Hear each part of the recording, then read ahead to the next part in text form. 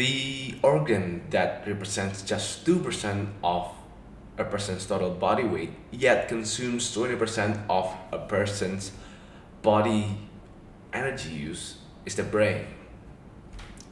And it's just to do one certain task, and that is to think. And this raises a question like, does doing more thinking equals more energy being burned up? Does being mentally ill or being mentally well consumes more energy than the other? Well, the answer to that question is yes.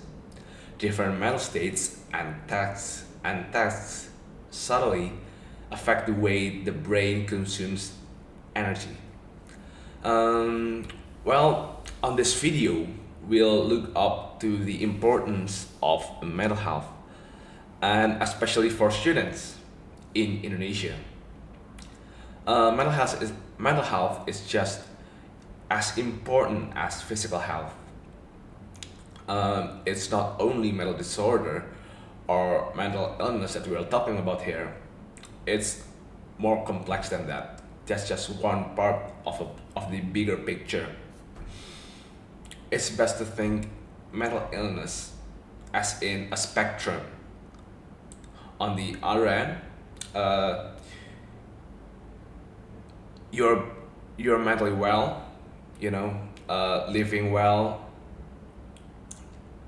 and think with a purpose. And on the other hand, you're depressed and mentally ill, or have a certain mental disorder. Well, in Indonesia, there's just this stigma of people being uh, of there's just this stigma of people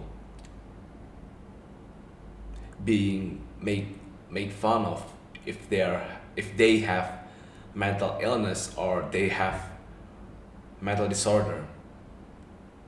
It's quote unquote being uncool and just exaggerating, and that's not what we are talking about here. Mental disorder is much more bigger than that and more important than that.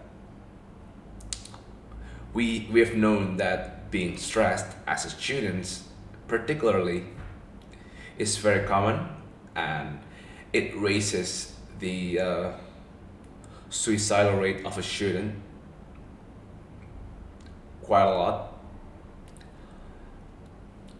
And in Indonesia, I think the government is not taking this problem seriously enough.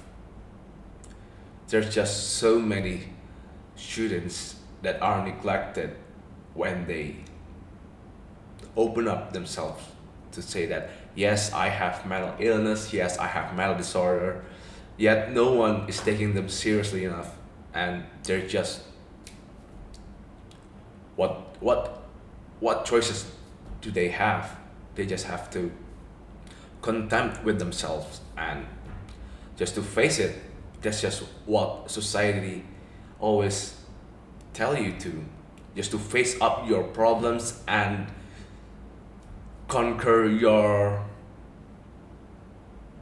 depression, if you may call it like that. That's not how it works. It's not as simple as that. And yeah, we've known we can see from other countries that uh, mental health services can be provided to students in the school or in the universities. Like for example, in America, we can see, not in America, but in United States, we can see that many schools or universities have uh, mental health services, like from a psychologist that present on the that always there on the university, or they have a certain place or certain place or yeah, just a place for students to relax and no, just a yeah, they have a psychologist to talk to for the students, so they can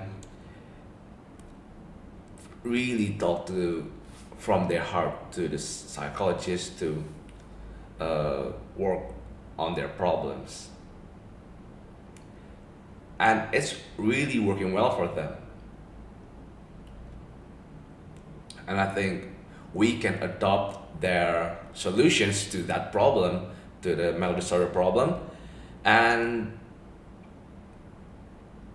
we can implement that to uh, the curriculum and on the universities.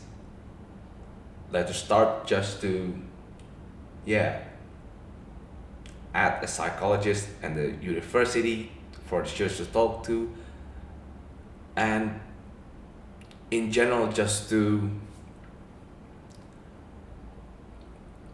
take mental health problems more seriously, because a an ill mind equals an ill body, just as that's just how I think it is. And thank you for listening. Thank you for all of you who listens through the end, and goodbye.